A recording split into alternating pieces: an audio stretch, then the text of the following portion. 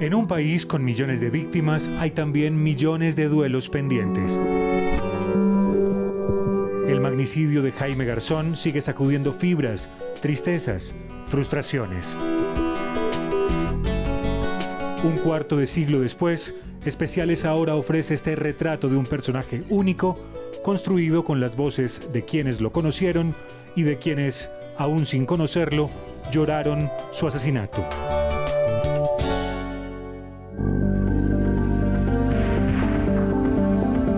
Estaba en mi trabajo y fue como voz a voz. Entonces una persona le comentaba a la otra, prendía noticias, radio, televisión y era el boom. La única noticia en ese instante fue el asesinato de Jaime Garzón. Fue muy triste ese día, fue una noticia fuerte. Fue una muerte que consternó a todo el mundo por el tipo de persona que representaba él, pues, para toda la sociedad colombiana. Me enteré que lo habían abaleado muy cerca de acá de la universidad, hacia el lado del Centro Nariño, por allá por Corferias, y que había atentado contra él pues, los paramilitares. Creo que fue una noticia de hacia el lado del mediodía, que era una noticia que iba en su camioneta. Pero sí fue un dolor muy grande porque era un tipo muy luchador por la clase popular más que todo, ¿no?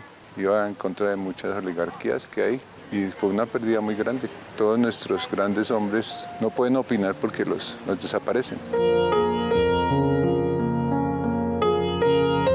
Claro que lo recordamos y cuando pues, yo estaba en mi oficina trabajando, cuando infortunadamente se nos informa por la radio y por los medios que lo acaban de acribillar.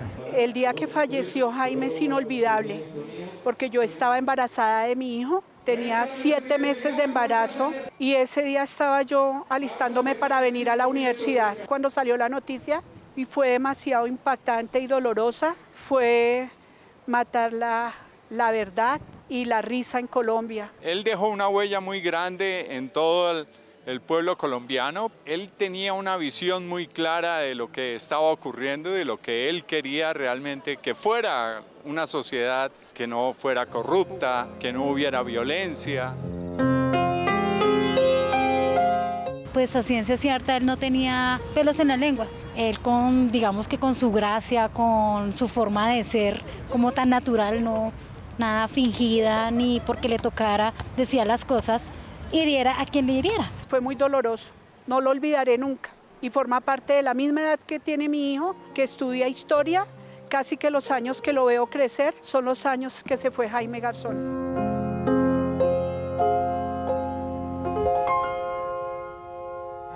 Especiales ahora con Yamit Palacio. Piense usted en el 11 de septiembre, en los atentados de las Torres Gemelas, y usted podría perfectamente recordar qué estaba haciendo cuando se enteró o cuando vio lo que estaba ocurriendo en Nueva York. Probablemente le pase lo mismo si piensa o si recuerda qué estaba haciendo usted cuando se enteró de la muerte de Jaime Garzón. Y ese momento probablemente marcó a todo un país. Parece increíble, pero sucedió hace 25 años. Un cuarto de siglo después hay múltiples homenajes y conmemoraciones de su nombre, de su legado, pero nosotros queremos destacar hoy tal vez el que para nosotros es el más importante, el que hace su hermano con otra artista muy importante. Me refiero a un libro, a una novela gráfica que se llama Jaime Garzón, El duelo imposible. Sobre eso hablamos hoy con Alfredo Garzón, a quien ustedes han visto en El Espectador durante más de 40 años haciendo sus famosos cartones. Alfredo, bienvenido, ¿cómo le va? Muchas gracias, David. Gracias por aceptar nuestra invitación. Verónica Ochoa Sánchez es la coautora, es una artista multidisciplinaria. Verónica, bienvenida, ¿cómo le va? Muchísimas gracias, muy bien. Gracias por aceptar nuestra invitación. Antes de hablar del libro y de los homenajes, en fin, de los duelos, yo quisiera, con motivo de estos 25 años, pues para muchas familias colombianas, siempre la impunidad es un peso que impide el duelo. ¿Cómo va ese combate de la impunidad? ¿Qué tanto de justicia y de verdad ha habido en el caso de Jaime? Pues la impunidad en el caso de Jaime sigue reinando, desafortunadamente, porque hay 2 condenados.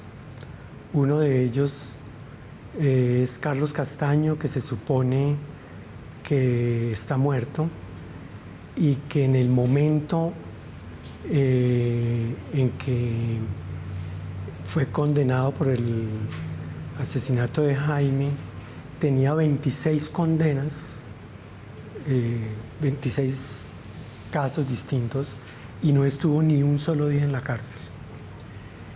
El segundo condenado es José Miguel Narváez,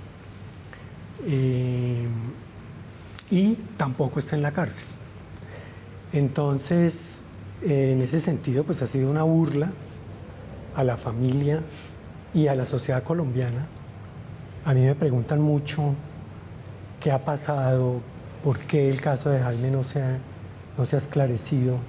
Con todos esos años de investigación, 2 procesos penales, el último proceso abierto. Y la verdad es que este sistema está hecho para garantizar la impunidad de ciertos victimarios, no de todos. Es decir, si uno no pertenece, digamos, a una élite protegida, termina en la cárcel. Pero si pertenece a esa élite y es un apóstol, digamos, de esas políticas, entonces nunca va a ir a la cárcel. Alfredo, hubo entrevistas incluso de los autores materiales, de la gente de la banda La Terraza, que en algún momento dijo, mire, nos están exterminando pues porque sabemos demasiado, porque ejecutamos un montón de acciones ordenadas por los paramilitares y probablemente una buena parte de esa banda fue exterminada. De los jefes paramilitares poco sabemos, pero la pregunta es, ¿fueron, de verdad, ahí termina la responsabilidad o la gente que decidió, que señaló, que financió toda esa operación todavía sigue libre y sobre eso la justicia no se ha pronunciado? Sí, así es. La banda La Terraza fue la autora material, digamos, del crimen, como lo fue de muchos líderes y defensores de derechos humanos en ese momento. Por ejemplo, Mario Calderón y Elsa Alvarado. Investigadores del CINEP. Investigadores del CINEP. Mario fue amigo mío. Eduardo Umaña. Defensor de derechos humanos. Defensor de derechos humanos, abogado. Jesús María Valle. El también defensor de derechos humanos, integrante del Comité de Derechos Humanos de Antioquia. Todos ellos, en todos esos casos, el modus operandi fue el mismo. Fue la banda La Terraza, al mando de Don Berna, quien ejecutó esas acciones. Entonces, hacia arriba, digamos, empezamos a encontrar a miembros del ejército y ninguno de ellos ha sido procesado. Uno de ellos ha sido acusado formalmente, pero todos ellos en este momento están esperando unos turnos de años en la JEP. Y el que ya mencionaba, el condenado José Miguel Narváez. En cuanto a los determinadores, verdaderos determinadores, los testigos que tenían pruebas y que hablaron de ellos fueron asesinados. Entonces, hasta ahí, digamos, llegamos después de 25 años de esfuerzos por darle justicia a Jaime. Jaime Garzón, el duelo imposible 25 años después. Ya vamos a hablar en profundidad del libro, pero usted habla del duelo. ¿Es posible llevar un duelo sin verdad y sin justicia, sin uno sentir satisfecho ese deseo de verdad y de justicia? Pues al comienzo uno se pregunta, bueno, ¿qué voy a hacer? ¿Qué voy a hacer con este dolor tan inmenso? Y además la presencia de Jaime está ahí todo el tiempo y uno recorre la ciudad y la ciudad le recuerda a Jaime porque hay murales, porque hay demasiada vida de él que continúa, digamos, manifestándose. Y también viene la pregunta sobre el perdón. ¿Cómo voy a perdonar a los asesinos? Yo no puedo vivir así. Y surge el tema de la verdad, porque si yo no sé quiénes fueron, ¿cómo hago para perdonarlos? Entonces, uno se da cuenta que ese duelo es imposible, que por ahí no es el camino para poder continuar adelante. Y si uno lee lo que está sucediendo, se da cuenta, por ejemplo, que Jaime sigue muy vivo, sobre todo entre los jóvenes. Muchos de ellos no lo conocieron, pero sigue estando ahí presente, inspirándolos, haciéndolos mover, ayudándoles a soñar un nuevo país. Entonces, fue ese el camino que yo escogí, más el de la vida que el de la muerte. Muy bien, ahí tienen ustedes en pantalla la carátula y las páginas de esta novela gráfica sobre Jaime Garzón 25 años después. Verónica, ¿cómo surgió la idea? ¿Cómo dijeron ustedes, esto hay que hacerlo justamente ahora? Digamos que Alfredo y yo nos conocimos a raíz de una obra que yo había hecho sobre Jaime, una obra de teatro. Mi oficio es la escritura escénica. Y a raíz de eso empezamos, digamos, a conversar y era bastante orgánico y obvio entender que si un dibujante y una dramaturga se juntaban, de ahí iba a salir una novela gráfica. En todo caso empezamos como a curiosear en el género y nos dimos cuenta que es un género bastante marginalizado, bastante desconocido, y entendimos muy pronto que este género nos daba la posibilidad de hacer una reflexión profunda y de nosotros mismos, de alguna manera, ante este panorama de injusticia y de impunidad, agenciarnos una justicia propia, poética, simbólica, lo que fuera.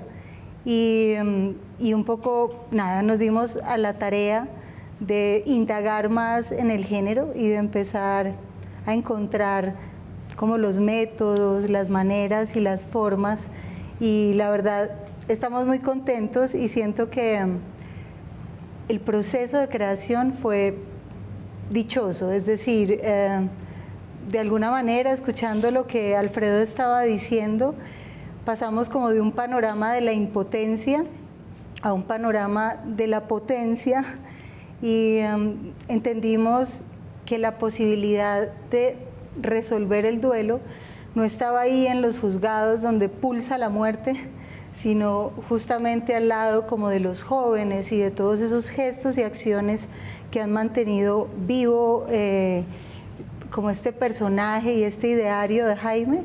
Entonces decidimos trasladar juntos ese intento de duelo a donde pulsaba la vida, que era en la memoria colectiva. Alfredo, novela gráfica en muchos países es muy potente, incluso, qué sé yo, por ejemplo en Francia, ¿verdad? En Colombia es un fenómeno de los últimos años. Hay una editorial que se llama Rey Naranjo que le ha dado mucha potencia a la novela gráfica. Pero usted aprendió algo, porque usted ha hecho su trabajo como artista gráfico durante muchos años, pero adaptar su trabajo a ese formato supongo que también representó unos aprendizajes. Pues cuando nos propusimos el proyecto, lo que hicimos los primeros 2 años, estoy hablando del 18 y el 19, 2018, 2019, fue leer novela gráfica. Y afortunadamente encontramos un lugar en la Alianza Francesa en Pereira que tiene una biblioteca magnífica de novela gráfica y tiene un club de lectores dirigido por Ricardo Rodríguez, en donde estuvimos leyendo novelas durante todo ese tiempo y encontrándonos, digamos, con el género. Y vimos cómo hay de libertad, digamos, en esa expresión. Y nos enamoramos de la novela gráfica y por eso decidimos hacerlo de esa manera. La novela gráfica, o sea, la parte gráfica, digamos, está relacionada con mi oficio como dibujante, y con la relación pues íntima que tengo con el dibujo, y era por lo tanto un vehículo muy probable para desarrollar el proyecto. Habiendo, como había, Verónica, tanto material, tantas historias, tantas anécdotas, tantos personajes, habiendo usted ya hecho País de Mierda en el pasado, ¿cómo dicen ustedes, bueno, cómo seleccionamos el material de lo que debe ir aquí para lo que queremos contar aquí? Claro, digamos, bueno, lo primero era un poco volver a las imágenes de Alfredo, unas imágenes que yo conocía, bueno, desde el magazine del Espectador y que habían siempre generado un gran impacto en mí. pero que son imágenes silentes, ¿no? Hay como una apuesta por el silencio y por la imagen muy contundente. Entonces ahora la pregunta era, bueno, ¿cómo le pongo voz a esa poética que él ya había durante tantos años como pulido? Entonces siento que lo primero fue como una escucha pues muy afectuosa, lo más ética posible para entender un poco cómo él quería componer este relato.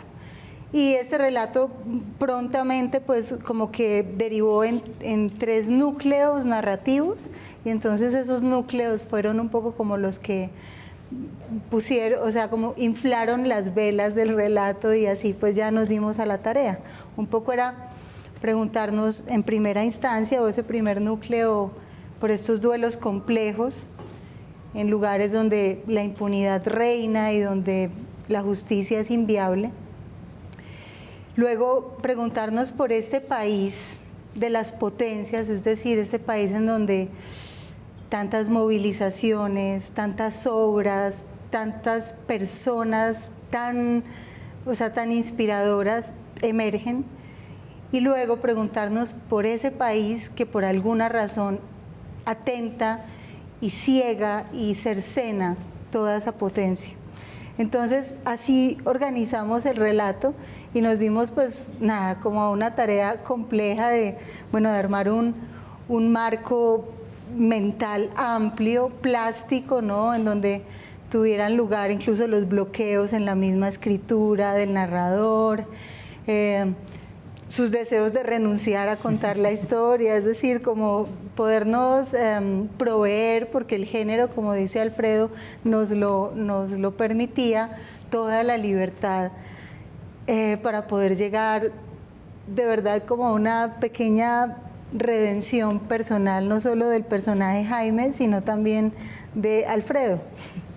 Alfredo, usted seguramente esos dibujos y ese proceso creativo ayuda de algún modo a la catarsis, no totalmente por las razones que ya mencionamos antes, pero permítame volver al asunto del duelo para preguntar, por supuesto usted no es vocero de toda la familia, pero ¿cómo ha sido ese duelo familiar durante estos 25 años, si eventualmente pudiéramos mencionar unas características?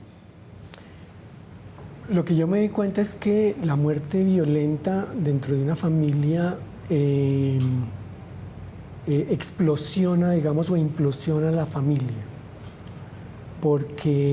Seguramente porque el recuerdo del ser querido se convierte, sobre todo al comienzo, en una fuente inmensa de dolor. Y un poco cada uno empieza a recorrer su camino y a lidiar con ese dolor, que en este caso es un dolor colectivo. Entonces, mi hermana Marisol ha hecho una labor impresionante de cultivar y de mantener viva la memoria de Jaime. Ha hecho varias publicaciones, ha estado al frente. Yo estuve viviendo muchos años por fuera de Colombia y no pude pues mantener esa presencia, pero ella lo hizo y lo sigue haciendo, organizando cada año la Semana de la Esperanza, con una serie de eventos que duran una semana en el mes de agosto, alrededor de la fecha del magnicidio. Y en el resto de la familia, pues eso ha sido muy importante. Ahora, el iniciar este proceso de crear una novela gráfica sobre Jaime, sobre sus ideas, sobre su vida, sobre lo que pasó en esos años, sí ha significado obviamente un alivio, porque de alguna manera la novela lo que cuenta es el viaje que hicimos desde que comenzamos en el 2019. Y en ese viaje empezamos a tener unos encuentros, primero con nosotros mismos y segundo con otros. Y en este caso con esta serie de personajes maravillosos que fueron asesinados por los mismos asesinos. Mi amigo, por ejemplo, el padre Sergio Restrepo Jaramillo. En el sur de Córdoba. Sí, en Tierra Alta. Un jesuita asesinado en el sur de Córdoba. Sí. Yo estuve en la Compañía de Jesús y él fue, el noviciado de la compañía está en Medellín, y cuando yo llegué a Medellín trabajé con él en el Instituto Obrero Tomás Villarraga, y ahí conocí a este ser maravilloso que era Sergio Restrepo, asesinado en Tierra Alta. Luego con él fue a trabajar Mario Calderón, también amigo, también asesinado. En el libro también hablamos de Silvia Duzán, amiga. Periodista, asesinada también. Verónica, ya nos cuenta Alfredo, este es el viaje de ustedes para descubrir todo eso, pero debe haber un punto de llegada, y me pregunto si el punto de llegada o lo que deciden darle más importancia en el libro es el Jaime público o el Jaime íntimo. Todos somos muchas personas, pero Jaime era una multitud, ¿no? Y yo siento que lo que es muy bonito y que hemos alcanzado a percibir con los pocos lectores que hasta ahora ha tenido la novela, es que para muchos es una gran revelación ese Jaime privado, ¿no? El Jaime pedagogo, por ejemplo, es como, ¿cómo es posible, no? Y es como un gran deleite poderse reencontrar con otra faceta de Jaime que no pudimos conocer a cabalidad. El Jaime también un poco político, con una intención clara de transformación. Pero político no electoral, político de defender unas ideas. Exactamente, sí, pero también pues como de entrar, digamos, en el propio aparato complejo político, porque él fue alcalde menor de Sumapaz, es decir, él también se puso como a la tarea de entender un poco eso cómo funcionaba. Nosotros también quisimos concebir esta novela como una especie de banco de semillas, ¿no? Queremos como hacer que la curiosidad de las nuevas generaciones y también de los que lo vimos actuar empiece como a amplificarse, y también porque para nosotros se convirtió como en una intención muy clara el hecho de desplazar la narración, porque este país ha insistido de una manera terca y ciega en centrar el relato en los asesinos. Y aquí entre más asesino, más series tiene, más libros tiene, y un poco las víctimas son por allá unos figurantes, y eso hace parte de nuestro desajuste social, estoy convencida de ello. Alfredo, al principio, hace un ratito, Verónica nos contaba, bueno, pareciera obvio que si yo lo que sé es escritura relacionada con las artes escénicas, y Alfredo lo que hace es ilustración y es un artista gráfico, pues pareciera obvio cómo se dividían el trabajo. Pero yo supongo que en algún momento Alfredo le dice, pero mira, te está faltando esto en el relato, o al revés, que Verónica le diga, no, y nos falta una ilustración o un cartón que hable de esto. ¿Sucedió un poco así? ¿Cómo fueron esas interacciones entre esos dos mundos? Pues mira, cuando comenzamos, la novela parte, digamos, de un anhelo mío por hacer algo sobre Jaime, muy antiguo, muy de hace muchos años. Y luego nos conocemos porque Verónica hizo esta obra de teatro sobre Jaime, que es una obra maravillosa. Y cuando arrancamos con el proyecto, lo primero que hubo fue unas conversaciones extensas que, si lo esquematizamos, se convirtieron en unos textos, y esos textos después en unos guiones, y después en unos bocetos, y luego en dibujos finalizados, en páginas.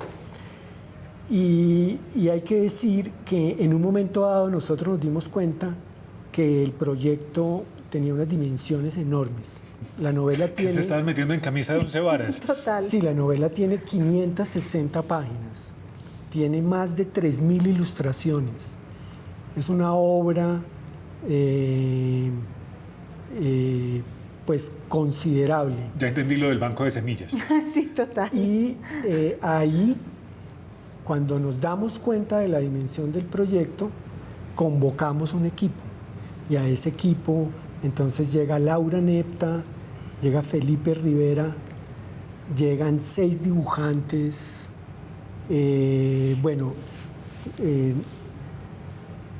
Comenzamos a hacer un equipo y comenzamos entonces a trabajar, digamos, de una manera organizada para lograr el libro que tenemos hoy en día. Ya escucharemos los testimonios de los ciudadanos en Bogotá del personaje que recuerdan de Jaime Garzón.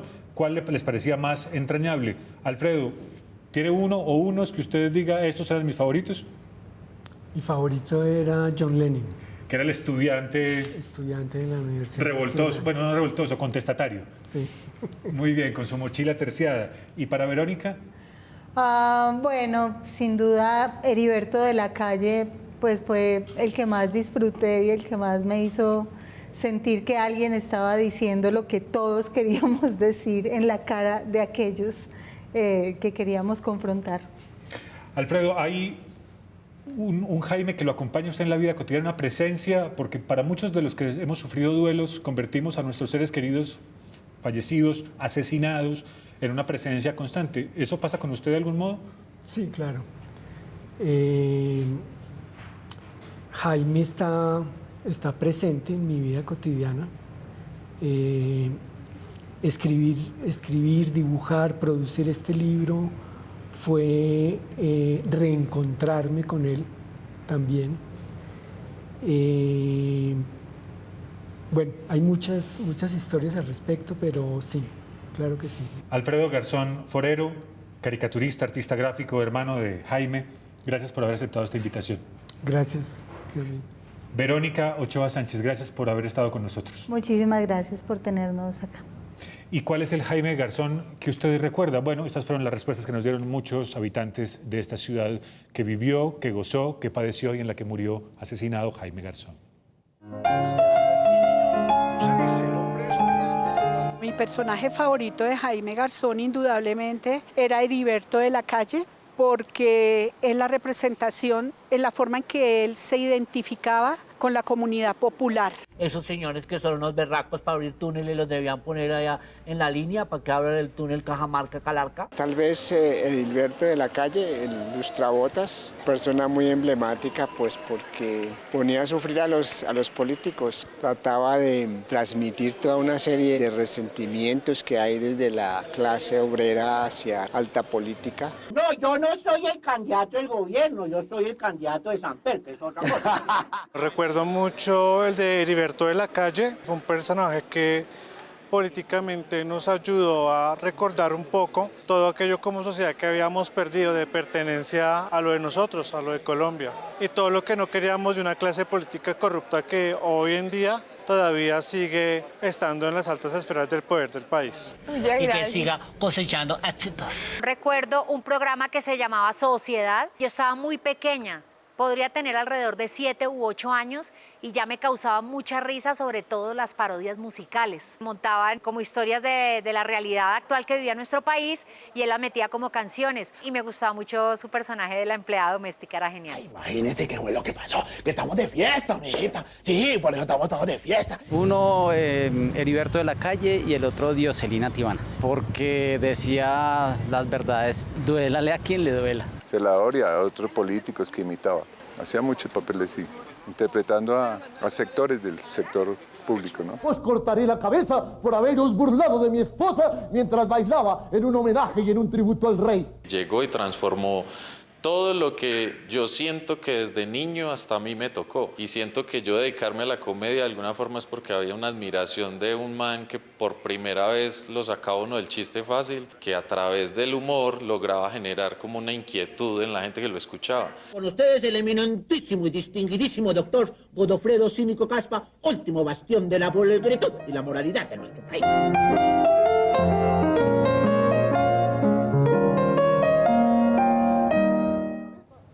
Sigamos este viaje en el tiempo y vayamos a principios de los 90, un país atribulado por los atentados del narcotráfico, con una expansión guerrillera con múltiples grupos, con unos primeros visos de lo que era la violencia paramilitar, con un país que todavía seguía transitando hacia la modernidad. Y sin embargo, en algún momento de ese 1990 alguien decidió que en este país se podía hacer humor político en televisión y empezó algo muy arriesgado. Se llamaba Sociedad, como una especie de sociedad de animales. Y allí estuvo Eduardo Arias, periodista, biólogo, músico. Fue guionista de ese programa. Eduardo, bienvenido. ¿Qué tal? Hola, Yamil. Muchísimas gracias por esta invitación y a todas las personas que están en la sintonía. Hice esa introducción porque a mí me sigue pareciendo extraordinariamente raro que en ese momento alguien pudiera pensar que aquí estamos preparados para ver humor político. ¿Cómo surgió ese proyecto del cual fue una de sus caras, porque no la única, pero sí una de las más importantes, Jaime Garzón? Bueno, el proyecto fue un invento de Paula Arenas, que en ese momento trabajaba en la programadora de La Familia, que era Cinevisión. Ella era gerente de contenidos, un cargo con un nombre similar. Y ella quería hacer un programa de humor. Ella era compañera de filosofía de Rafael Chaparro, el escritor. También libretista. Sí, que también trabajó en Sociedad. Y ella le dijo, hagamos un programa de humor. Y Chaparro le dijo a Paula, bueno, pero llamemos a Troller y Arias, que ellos hacían la revista Chapinero, o la hacen, en ese momento todavía la hacíamos. Y entonces Paula conformó un grupo de reunirnos para votar corriente. Entonces, el puro origen de Sociedad, no, en ese momento no sabíamos cómo iba a ser el programa, cómo se iba a llamar, no, eso con el tiempo tomó forma ya más adelante, pero en ese momento era ese grupo y nos reuníamos una vez a la semana a votar corriente, qué se nos ocurría, y así fue como nació el proto-Sociedad, llamémoslo así. ¿Cómo deciden que Jaime Garzón podría ser parte de ese engranaje, por no decir manicomio?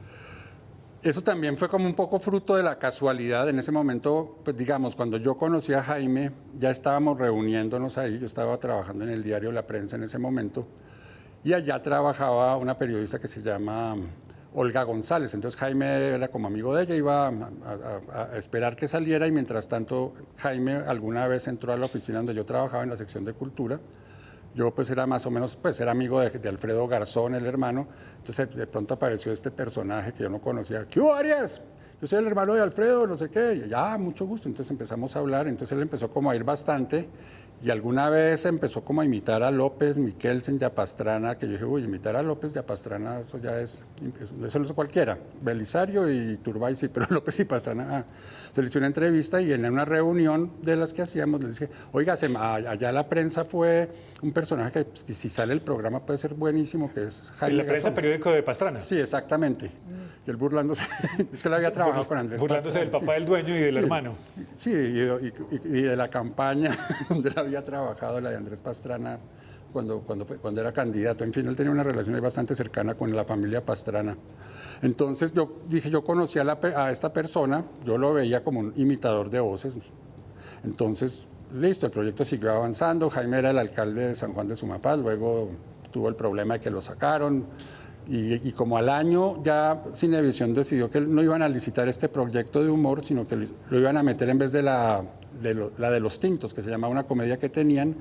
Entonces reemplazaron la de Los Tintos por Sociedad y en ese momento, antecitos de eso, un mes antes, que cuando Paula Arenas tomó esa decisión de hacer el programa de humor y nos dijo que si no le medíamos o no, se llamó a Pacho Ortiz. Pacho Ortiz fue el que le dio forma al programa, el que dijo que había que tener 2 presentadores, que eso no podía hacer 80 notas porque eso no lo hace nadie, eso tocaría tener 8 unidades de edición de video 24 horas trabajando para hacer lo que queríamos hacer nosotros, imagínense. ¿Cómo describiría usted a Jaime Garzón? Se lo pregunto en términos de la biología. Usted es biólogo, aunque nunca lo ejerció. Sí, pues, pero ¿qué clase de espécimen era este? ¿A qué especie pertenecía? Filum, no sé, yo creo que el dominio sería Jaime Garzón.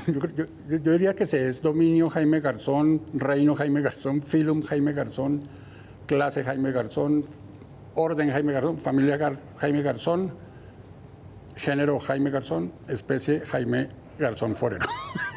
Una especie única. Sí, un personaje realmente impresionante y además con el tiempo yo lo empecé a entender. Porque al comienzo, cuando arrancamos con Sociedad, Jaime, así era muy chistoso, tal, y él hablaba que quería ser político. Entonces nos dijeron, no, pero Jaime, ¿cómo se le ocurre? ¿Qué jarte era ser político? Lo chévere es burlarse del poder. Y él decía, no, para mí esta es una herramienta, pero ya viéndolo en perspectiva, y obviamente pues el humor era una herramienta para un proyecto político que él tenía, que yo intuyo que es la paz y la convivencia, por cosas que vi más adelante de las cosas en las que él trabajó ya después de Sociedad, incluso después de CUAC, y las cosas que hacía. Entonces yo pienso que él sí tenía como un proyecto político y el humor era una herramienta. Yo pienso que la serie que hizo RCN muestra, es decir, las cosas no pasaron de esa manera, como, es decir, eso es un dramatizado, el libretista tiene que organizar las Tomarse cosas. ciertas libertades. Sí, obvio, para que tenga picos, valles, para que funcione.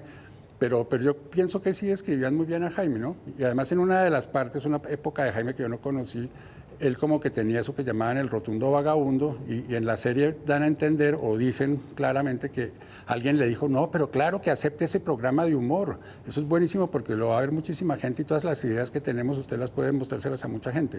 Entonces, de alguna manera, ese Jaime que muestran ahí, a mí me parece que quedó muy bien retratado, seguramente habrá quienes digan que no.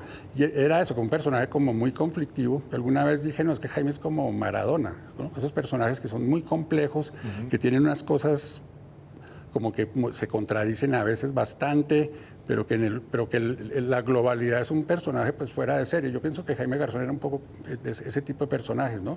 Pero cuando usted habla de un proyecto político, no necesariamente era un proyecto electoral, eventualmente No. lo que estaba era tratando de influir en el establecimiento. Sí, y eso yo caí en cuenta ya más adelante, en la época 96, 97. Que ya estaba en CUAC. Sí, ya estaba en CUAC, cuando estaba en CUAC, exactamente, más bien 95, que yo trabajaba en Cambio, y en semana muy a menudo salían noticias en la sección de las capsulitas de gente, de Jaime Garzón, que había invitado a su casa a Ernesto, qué sé yo, personajes que en ese momento estaban en la disputa por el proceso 8000, todo lo que estaba pasando en esa época, entonces Mael Frechet contra Serpa, ese tipo de pugnas que hubo en esa época. Y yo decía, yo pensaba en ese momento, aquí está pintado Jaime haciéndose el chistoso, hasta que un día me invitó a mí. Y yo fui a la casa de él, a esa invitación, y me encontré con algo que me llamó poderosamente la atención. Jaime era una persona que quería hacerse notar, digamos, él quería ser el que llegué ya, que todo el mundo le parara bolas. El centro de atención. Sí, alguna vez no le pararon bolas en un cóctel y se fue furiosísimo. Y yo llegué a la casa y me imaginaba eso, que Jaime aquí, no, Jaime estaba encerrado en la cocina. Nosotros los invitados hablando libremente. De pronto aparecía Jaime, ¿quieres más vino? ¿Más pasta? ¿Está bien la pasta? ¿Más vino? Pero eso era, ¿producto de la timidez o simplemente No. había dejado el escenario servido para que se encontraran? Eso, él lo que decía, aquí yo les pongo la mesa, les traigo comida del patio, y ustedes se sientan tranquilamente. Ustedes que se insultaron esta mañana en el programa de Julio Sánchez Cristo, ahora discutan tranquilamente. A eso hoy le llaman diálogos improbables, Sí. de gente que de otro modo no se encontraría. Claro, y Jaime no hacía show, es decir, lo digo con esa palabra, Jaime no hacía show, Jaime no estaba para lucirse ahí. Jaime estaba encerrado en la cocina como diciendo, aquí yo ya armé esto para que ustedes hablen tranquilamente, relajadamente y puedan discutir los temas, no frente a un micrófono o con público. Sí, o esperando a que Mauricio Puerta diga que según hoy Mercurio está en Urano, entonces es bueno sacar un... No sé si usted alcanzó a tocar esa época, que es que era loca. Mauricio Puerta decía, sí, hoy es un buen día para que el gobierno dé un anuncio porque Mercurio, que es el planeta de la correspondencia, está en la casa 5, no sé qué, entonces salía el comunicado. Hacía hasta presiones electorales, claro Sí. que sí. Eduardo, volvamos a Sociedad para ver cuál fue la reacción del público cuando eso salía al aire, porque no sé si ese país estaba preparado para un contenido de esos. Nosotros estábamos, es decir, saquemos el programa a ver qué pasa, porque realmente era exactamente eso. Eso no se hacía en Colombia. Había habido un humorista que se llama Hugo Patiño, que había hecho en Sábados Felices. El príncipe de Marulandia. Exactamente, hizo unas imitaciones de presidentes. No era el discurso de los presidentes, pero sí la manera como hablaban.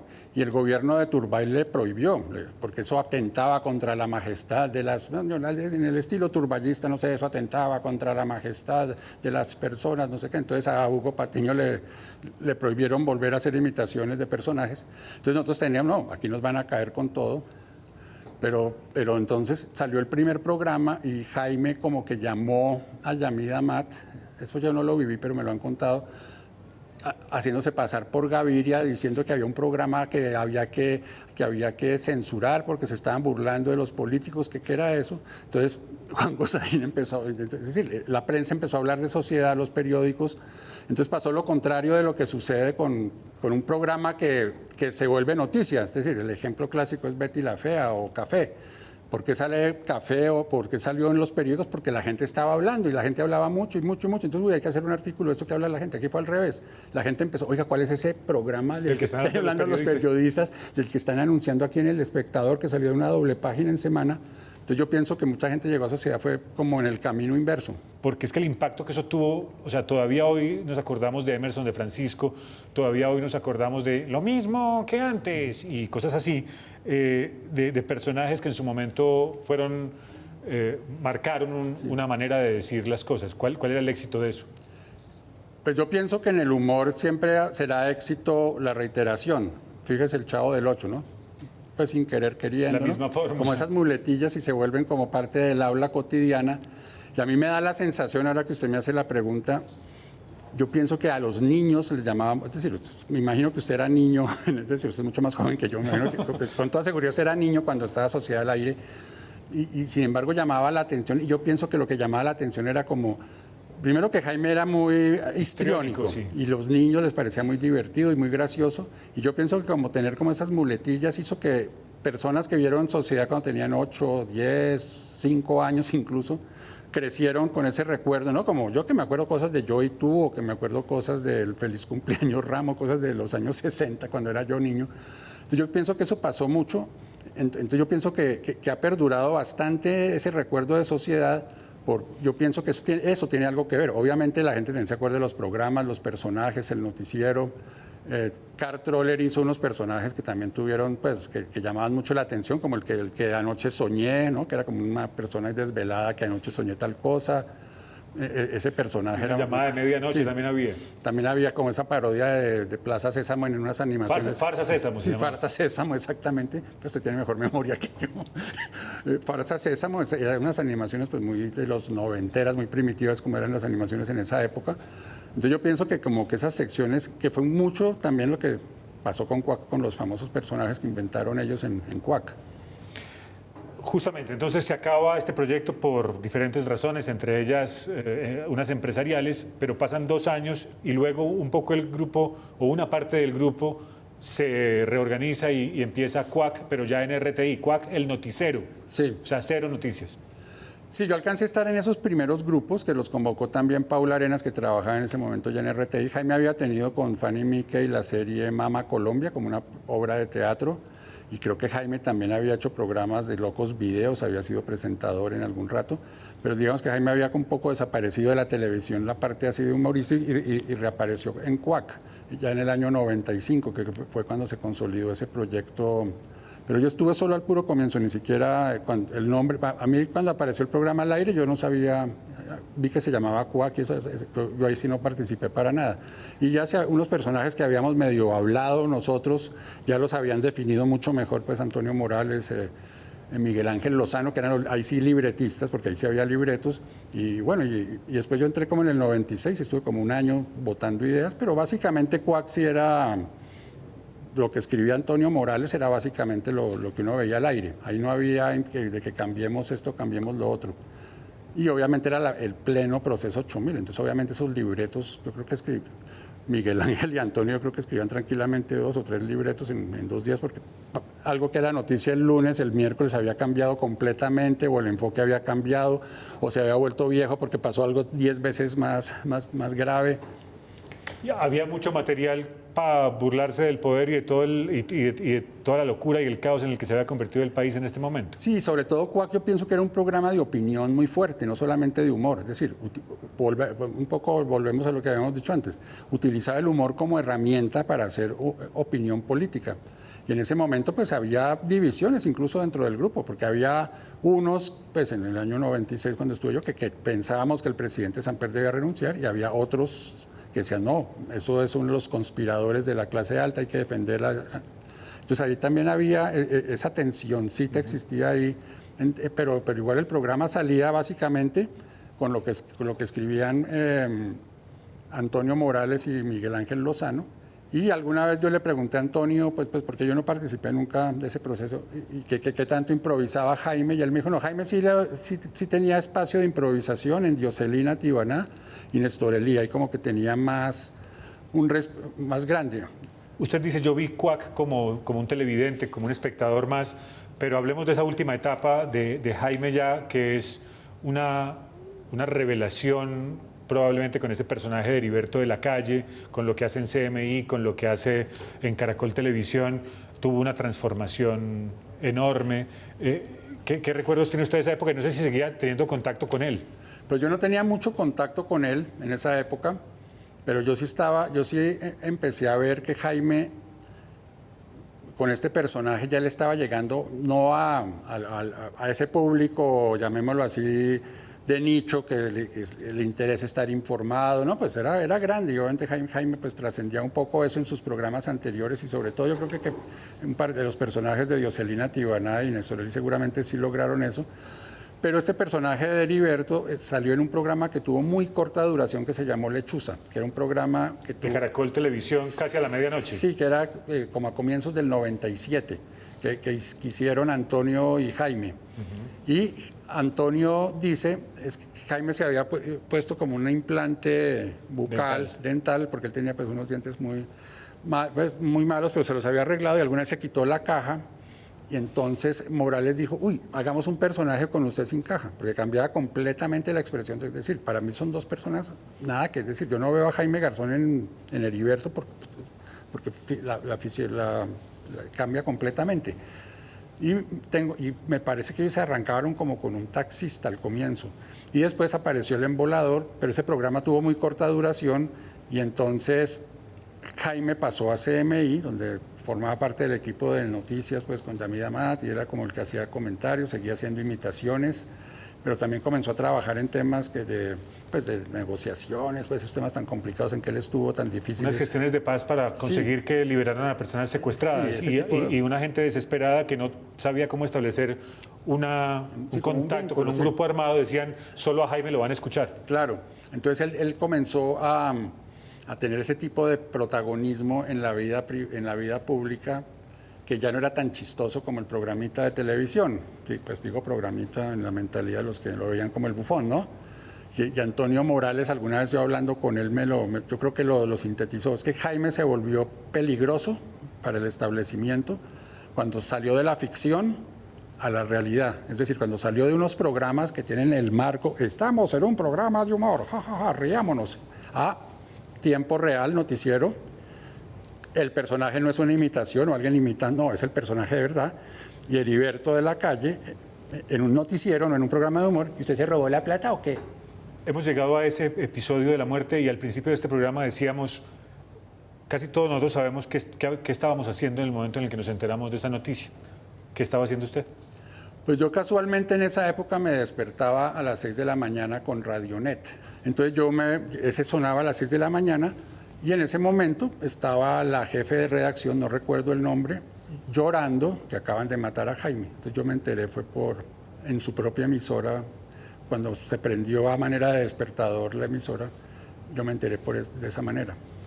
Y esta es mi pregunta final. ¿De qué manera sigue Jaime vivo para usted en su vida o en este país? En mi vida, pues una persona a la que yo le agradezco muchísimo, porque yo creo que hay muchas personas, no solo yo, Troller, el mismo Antonio Morales, Jaime le dio vitrina a nuestras ideas, a cosas que a nosotros se nos ocurrían, y hizo que muchas de esas ideas tomaran fuerza. Para mí, Jaime es un personaje que yo admiro profundamente. Tuve en algún momento conflicto porque lo entendía mal, creo que yo lo malinterpreté, y yo pienso que, por ejemplo, él decía, lean para que podamos hablar. Eso en el año 91 sonaba muy petulante. Lea para que conversemos. Sí. Ahora, pues pucha, si la gente leyera antes de escribir tweets o Instagram o replicar cualquier cosa que le llega, sería buenísimo.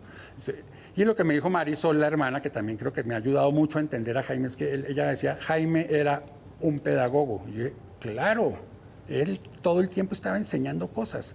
Así fuera con un chiste, así fuera recitando la tabla periódica, porque tiene una memoria. Yo estudié biología, 7 químicas en biología, y yo llego hidrógeno, helio, litio.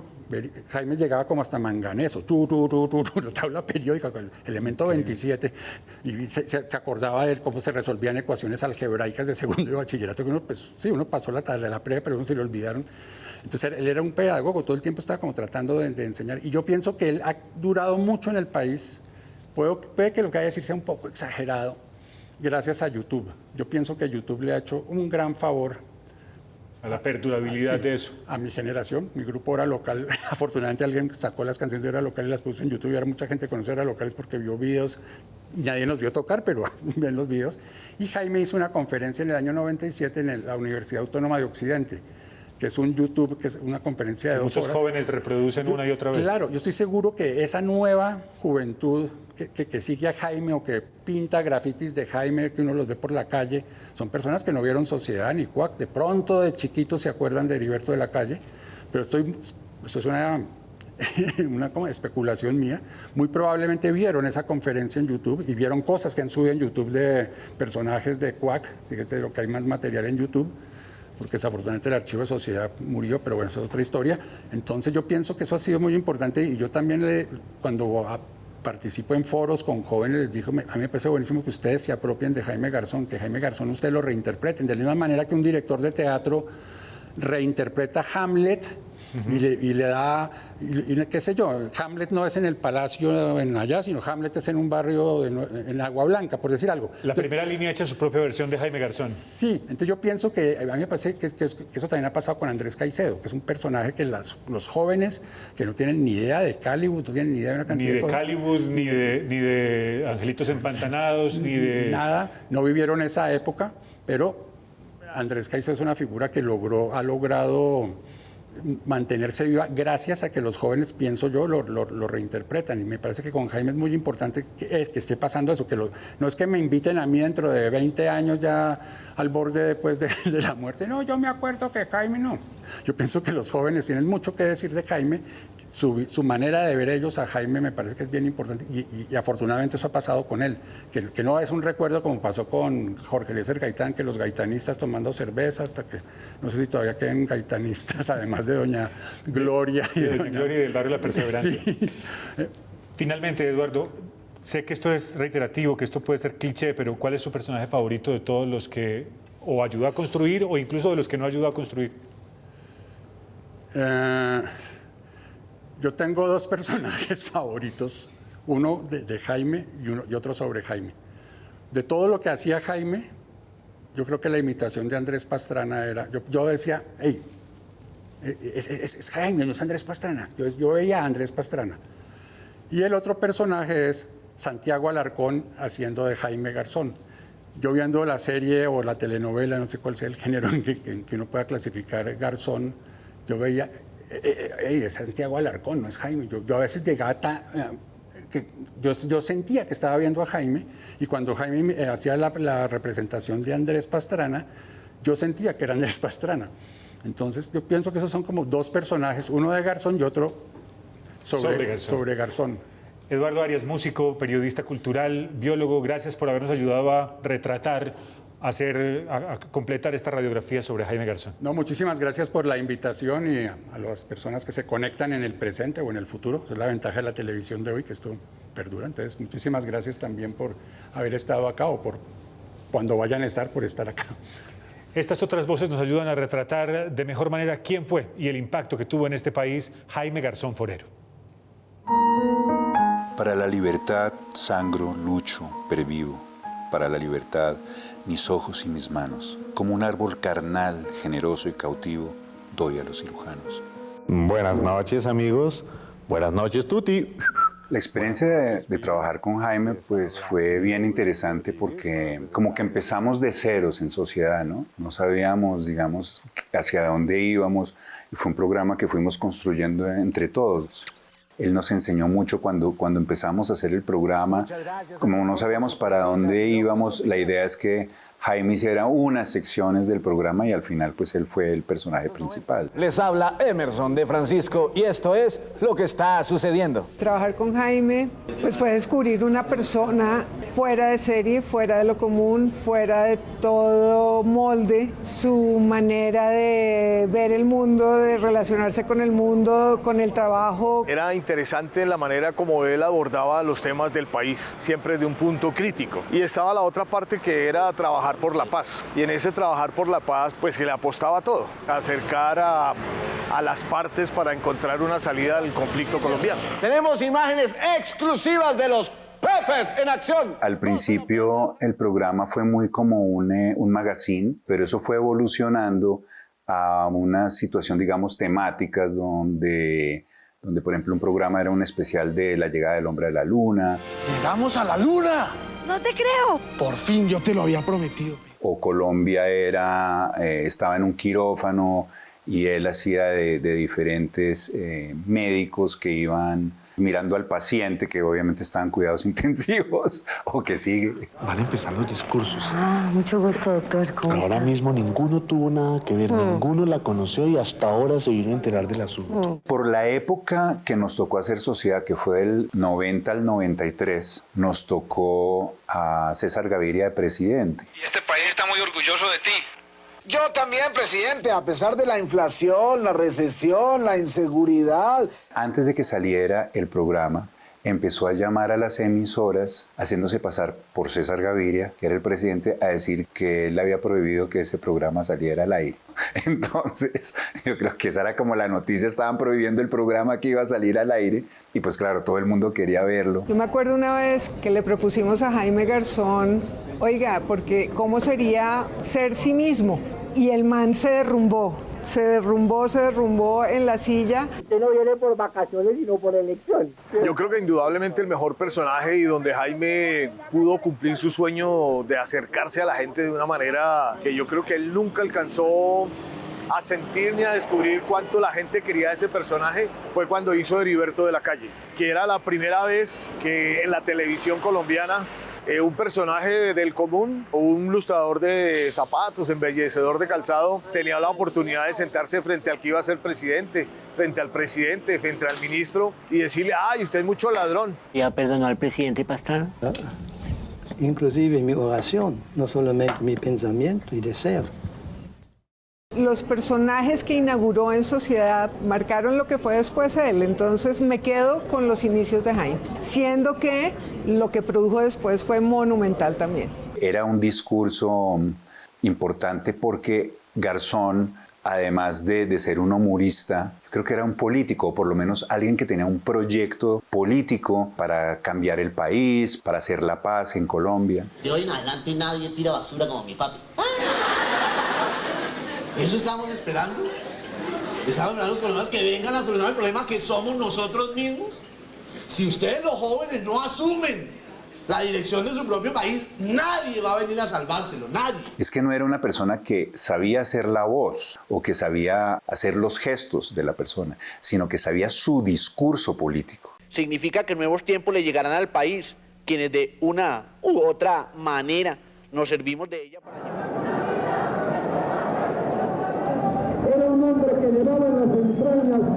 Logró eso que él siempre quiso, ser un personaje del pueblo. Y eso se vio el día que llevaron el cadáver de Jaime a la plaza. Después de que lo mataron, ese día la Plaza Bolívar estaba llena. O sea, la gente fue sin convocatoria, fue a despedir a Jaime. Retoñarán aladas de savia sin otoño, reliquias de mi cuerpo que pierdo en cada herida, porque soy como el árbol talado que retoño, porque aún tengo la vida.